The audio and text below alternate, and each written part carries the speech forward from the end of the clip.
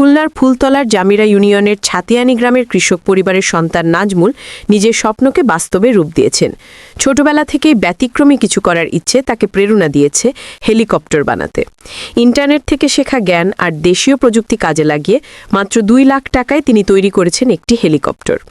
3 বছরের অক্লান্ত পরিশ্রমে এসএস পাইপের বডি ও 150 সিসি মোটরসাইকেলের ইঞ্জিন দিয়ে তৈরি এই হেলিকপ্টারের আরপিএম 6,500 থেকে বাড়িয়ে 9,000 করা হয়েছে। 22.5 ফিট লম্বা এই হেলিকপ্টারের পাখা 8.5 ফিট লম্বা ও 21 মিটার চওড়া। সর্বোচ্চ গতি ঘণ্টায় 320 কিলোমিটার পর্যন্ত হতে পারে। বিএল কলেজের অনার্স দ্বিতীয় বর্ষের শিক্ষার্থী নাজমুলের এই উদ্ভাবন দেখতে প্রতিদিনই ভিড় করছেন স্থানীয়রা। পরিবারের অব্যাহত সমর্থনই তাকে এই সাফল্যে পৌঁছে দিয়েছে। নাজমুল চান সরকারি পৃষ্ঠপোষকতায় এই স্বপ্নকে আকাশে উড়াতে এবং দেশের জন্য বড় কিছু করতে। উপজেলা প্রশাসনও নিরাপত্তা নিশ্চিত করে তার পাশে থাকার আশ্বাস দিয়েছে। এরকম আরও খবর পেতে দেশ নিউজ 24 এর সাথে থাকুন।